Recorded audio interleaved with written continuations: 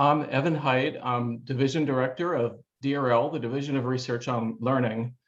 DRK-12 is our largest program in DRL, and we are very proud to support DRK-12. I would like to thank all of my colleagues at NSF, including Mike Steele and Rob Oxendorf, for everything they've done to make DRK-12 and this meeting a great success. Also, on behalf of the National Science Foundation, I'd like to take a moment to thank our host cadre, including Catherine McCulloch, for this successful meeting that in so many ways, including technically, has gone so well. But most importantly, I'd like to thank and recognize all of the DRK-12 PIs. We really value your work. Whether you're investigating student learning during the pandemic, early childhood STEM, assessment, teacher professional development, technology-enabled learning, math, science, computational thinking, data literacy, or one of the many other topics in the DRK-12 portfolio, we value your research and development contributions. Furthermore, on this day when Juneteenth has been named as a new national holiday, we are happy and proud that so many DRK-12 projects are strongly and deeply addressing issues of equity and inclusion. Your work is vital, and it is addressing issues that are most important for the nation. I hope that even in this virtual environment, you have been able to interact with each other, with fellow DRK-12 PIs. In DRL, we appreciate that it's important that there can be interaction across projects, across PIs. Indeed, we recently added the Research Coordination Network, or RCN mechanism, to the DRK-12 solicitation. So the DRK-12 program welcomes submissions of RCN proposals that advance DRK-12 goals through the sharing of ideas, knowledge, and practices. So we do hope to see RCN proposals to DRK-12. Now, at this point, it's my pleasure to turn things over to Jamie Mikeska and Eric Wiebe, representing the Meeting Planning Committee. And thank you, Jamie and Eric, and congratulations on a great meeting. Thanks so much, Evan. Really appreciate it. Thank you. Yeah, we're so glad to be here. So first, I just wanted to offer some of our thanks too, and just wanted to start off by thanking the National Science Foundation for supporting all of us and being able to come together to really engage in these important, inspiring conversations these last 2 days. I know that many of us were disappointed last year when the conference, this conference among many other conferences and events in our professional and personal lives, had to be postponed or during the time, but I really applaud NSF for finding a way to bring all of these scholars together this year and providing us with opportunities to really reflect on the major disruptions that everyone has experienced. I personally have especially appreciated opportunities that I've had the last few days to be able to discuss with other colleagues the different challenges that have been encountered, how we as a community have been able to respond to and are continuing to respond to those challenges, and also be introduced to new ideas that these experiences have generated, many of which have been quite positive pivots, I would say, in a very uncertain and strife-ridden time. I also wanted to just extend our thank you to NSF for inviting Eric and myself here to share some closing thoughts about the overall themes we noticed across the conference sessions. I will start by just adding one very big disclaimer at the start. Eric and we did strategically try to attend as many different sessions as we could during the last 3 days and try to coordinate our schedules so that we covered as much ground as possible. But it was just the two of us, so we weren't able to get, unfortunately, to every session. But we do hope that some of the themes that we mentioned resonate for many of you. And we really do encourage, the chat is open, so please add your thoughts about themes that you noticed, provocative ideas that you encountered during the last 3 days, as well as future directions that you discussed with colleagues that you think are really useful for us to think collectively about and moving forward. So that chat is open, and at any time, please add some of your ideas there, so we can have many varied perspectives and voices heard. And then finally, I just want to thank the DRK-12 PI Planning Committee, who helped to put together and organize this conference. Eric and I were really grateful to be part of this committed and thoughtful team, who themselves quickly pivoted to be able to structure the conference in a way to provide space for these substantive discussions about the nature of the challenges that are at the forefront of everybody's minds and work. So during today's closing session, without further ado, what we plan to do is honestly just have a kind of conversation between the two of us, where we're going to talk about some of the key themes that we noticed across the sessions that we attended. We plan to kind of tentatively organize our conversation in kind of two main parts, but we'll also play it by ear and see how it goes. So first, we plan to start off by discussing some of the emergent themes across the sessions we attended, pulling from both the general sessions that we and many of you on the call attended, and some of the individual sessions that each of us participated in. And then we plan to end the conversation with a few concluded thoughts on possibilities for the way forward and future directions for promoting equity in STEM education, as we really continue to respond as a community to these perennial and ongoing challenges that are experienced by teachers, students, families, communities, and researchers. So to get it started, we're going to first talk about some of the things we noticed during the individual as well as the general conference sessions. Those general ones were the opening comments the first day by NSF, the keynote talks on the first day highlighting the past year in crisis, and the most recent talk this morning about the need and urgency for skills in civic reasoning and discourse. So Eric, I'm going to turn it over to you to want to get us started in talking about something that you noticed as a theme or themes across the conference sessions that you were part of. Yeah, just immediately day one, the word that just kept on coming back to me was amplification. That what we saw unfolding during the pandemic was all of the ongoing challenges we've had in education in the U.S. amplified.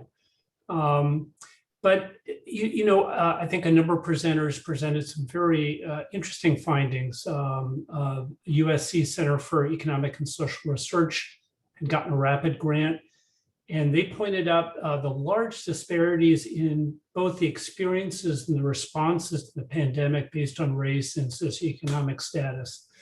So this phenomena of school hesitancy, if we can use that phrase, looks very different for different reasons to different communities.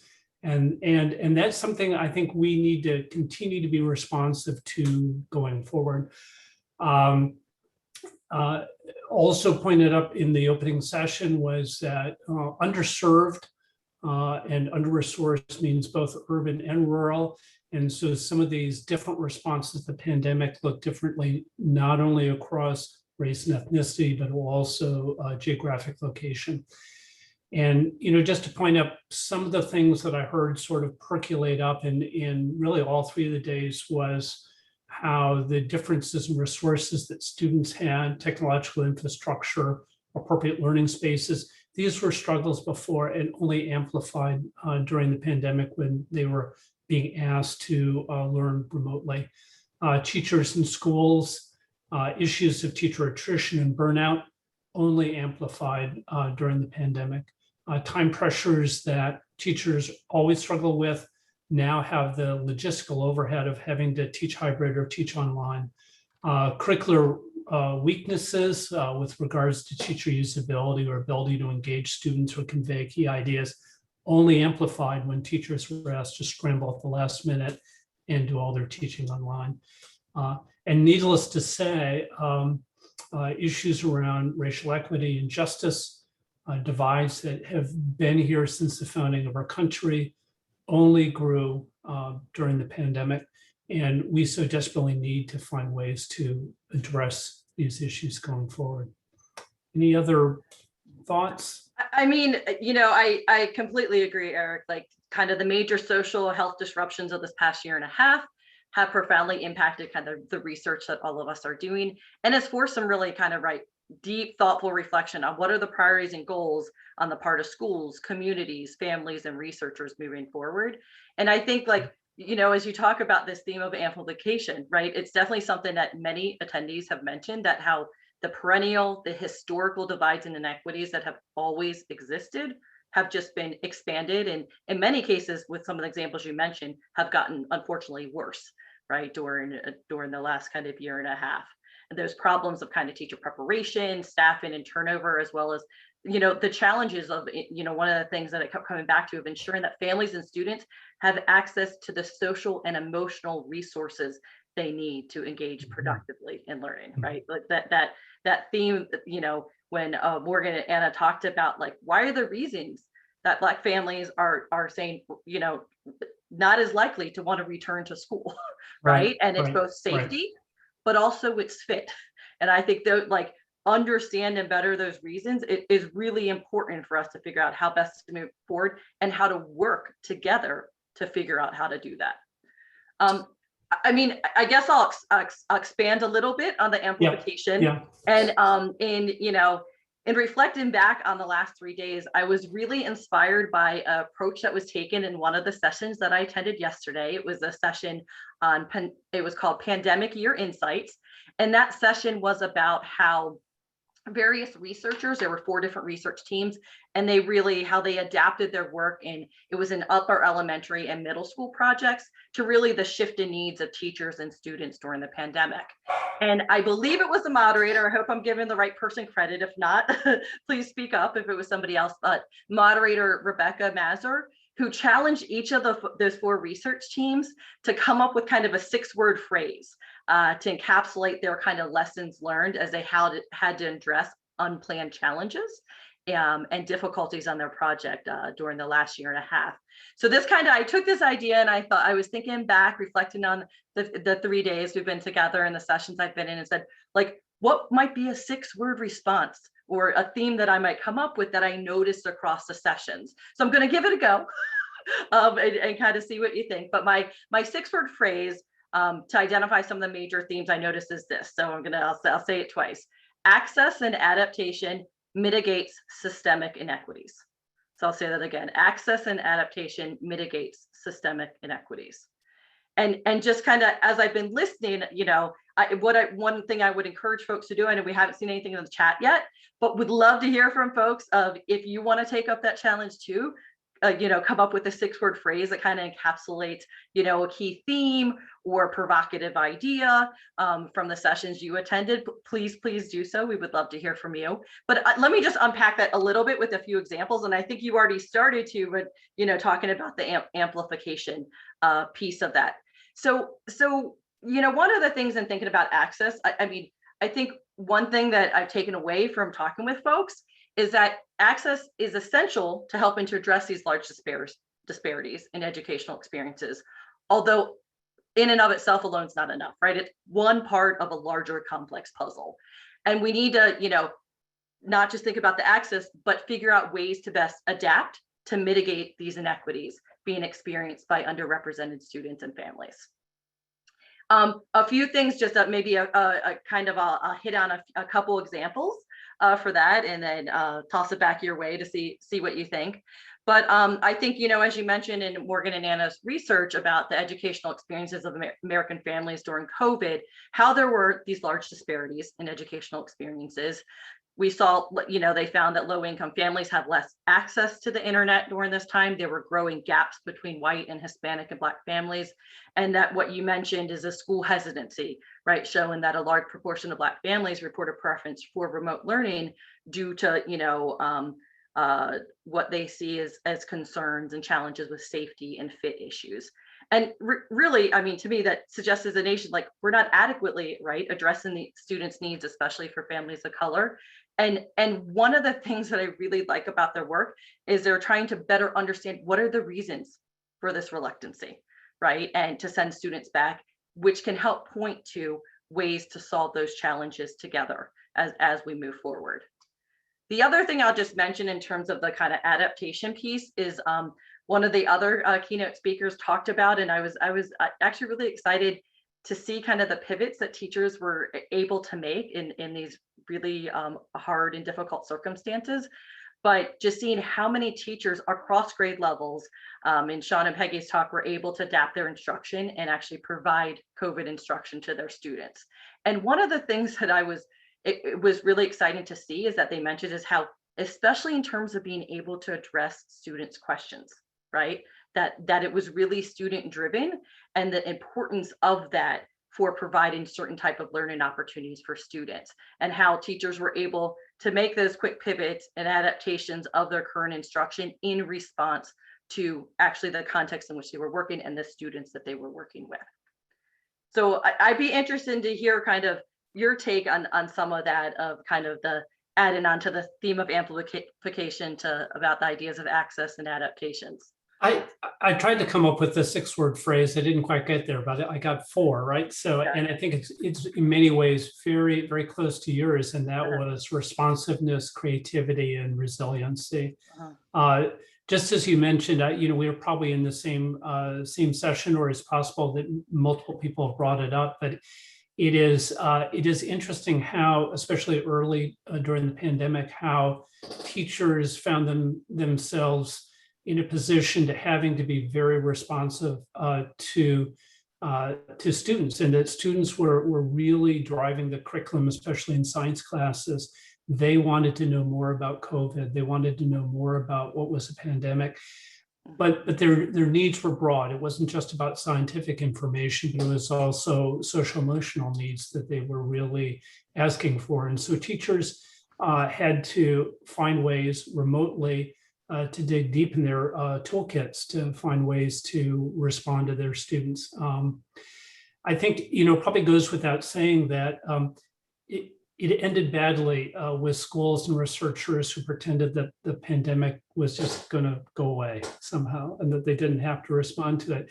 But what I saw in session after session is examples of researchers who maybe went through an initial period of wait and see, to then quickly diving into periods of intense creativity and perseverance. And so I just have to keep on asking myself, how do we capture what we learned about those creative pivots and those resourceful moves that researchers made, that teachers made, and schools made?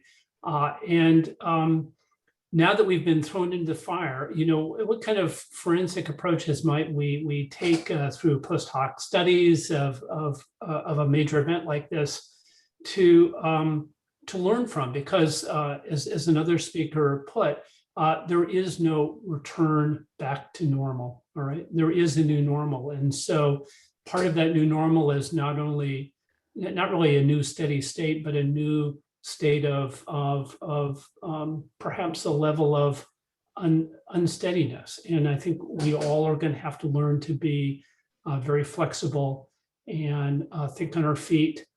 Just as teachers have engaged in just-in-time teaching all year long, I think we need to be better at just-in-time research. That's not only leveraging rapid projects, but how do we bake in that kind of responsiveness into our research programs?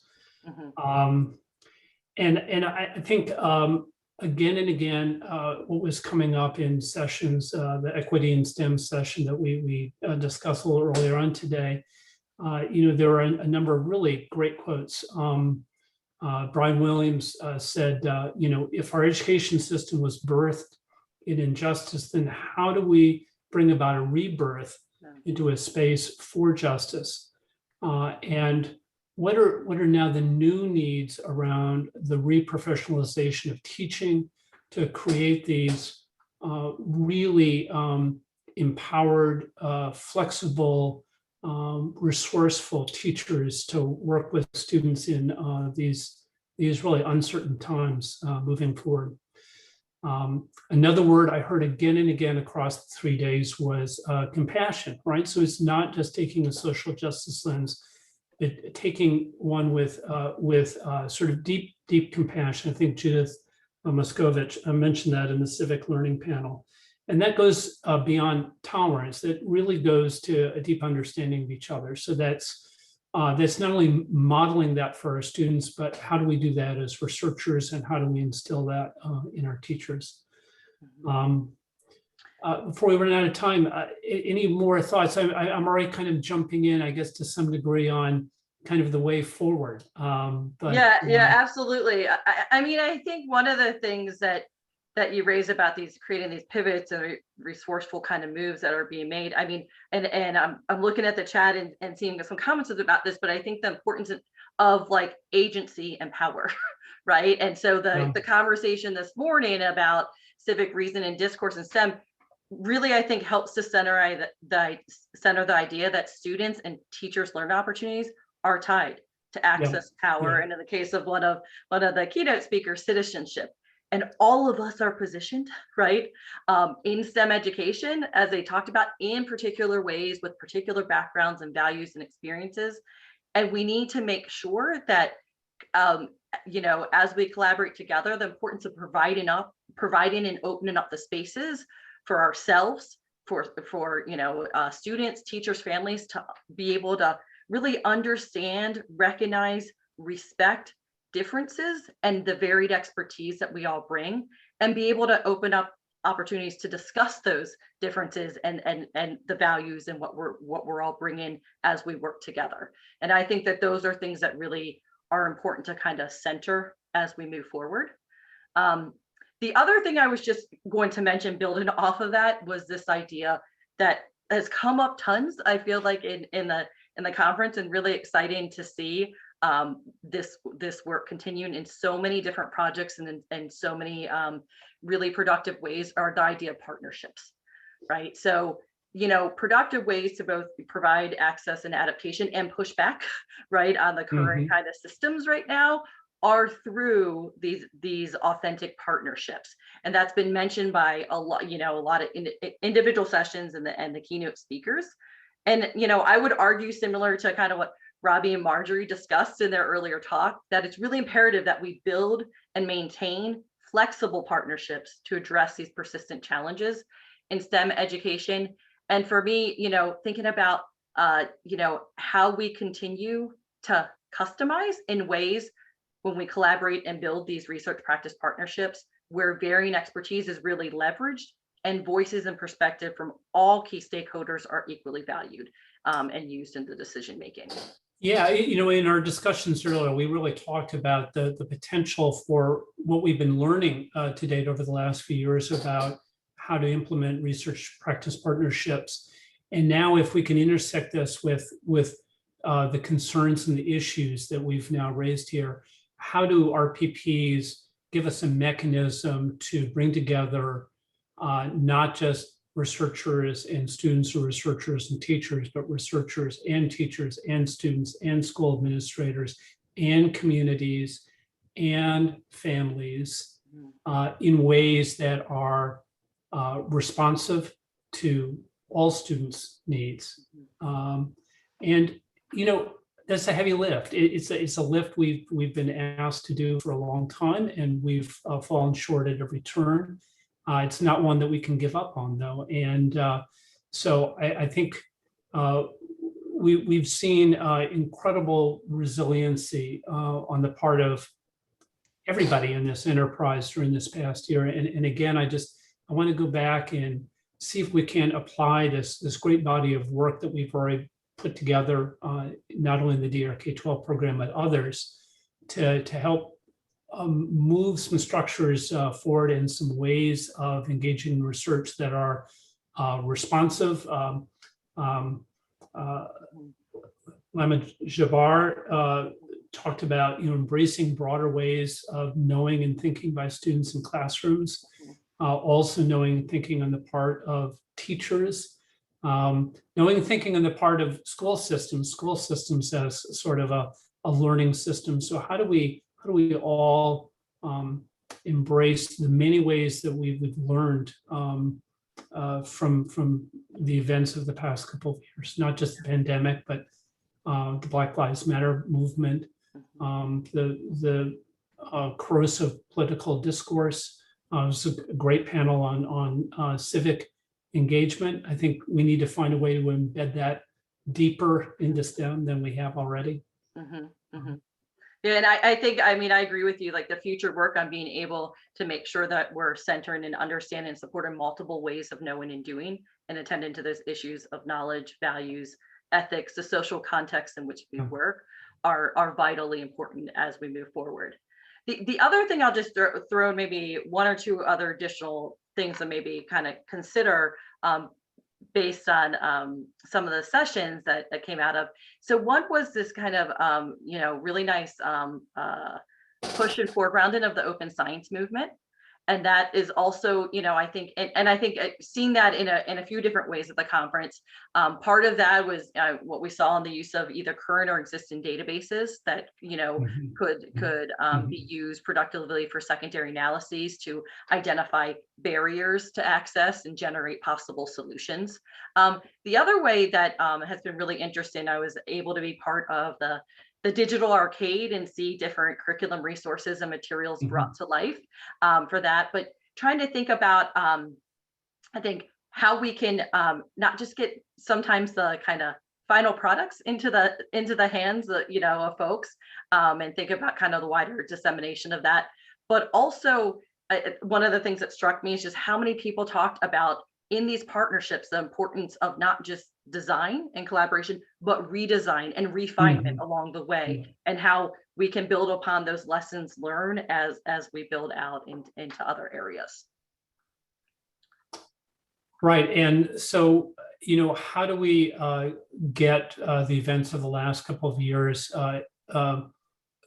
constructively into that design cycle where we don't treat what happened and the data we collected over the last year or so as a one-off, but how does that in fact get productively integrated into our design cycles in ways that really adds resiliency and flexibility to the final products that we have coming out. And I think just to add on to that, in one of the sessions I was in, they were talking about their adaptations as everything went online, and how they went from the face-to-face instruction they were using. They were actually using digital environments face-to-face with I think elementary and middle school students, and then having to change and adapt that to the virtual teaching environments. And really the question of it's not for them, they made the point, it wasn't bi-directional, right? And what they found is it actually much easier to move from the virtual to face-to-face versus the other way. Then thinking about that, but also thinking about who are the students that we're working with, and thinking about from day one of design, one of the examples was given is think about the rural audiences from the very beginning, in your design-based decisions, so that you're in that cycle, to not have it be adaptation later on, but it's actually from the get-go. And building in multiple ways. Yeah, I heard at least one example saying, well, we developed this curriculum to be taught face-to-face in the classroom, and then all of a sudden we had to put it online, and it was trial by fire. But now we're wondering, can we in fact create a curriculum that can be used face-to-face and online and in hybrid forms, because we've now seen the possibilities, and I think that's a real positive orientation to the challenges that researchers and curriculum developers have been faced with over the past year or so. Absolutely. Well, I just want to call out, I know we're near the end of the closing session here, and if you're still on, thank you so much for joining us. Yes. Phil did put a really nice resource and a new chapter in the chat, so I'd encourage folks to take a look at that.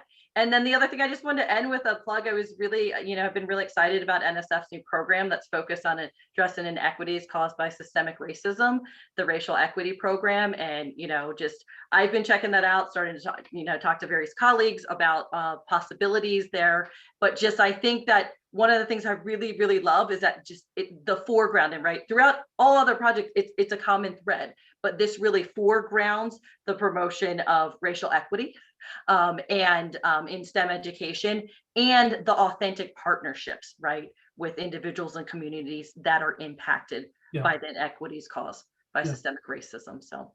And I want to thank again all the members of cadre and the staff who have worked tirelessly behind the scenes, making this conference go well.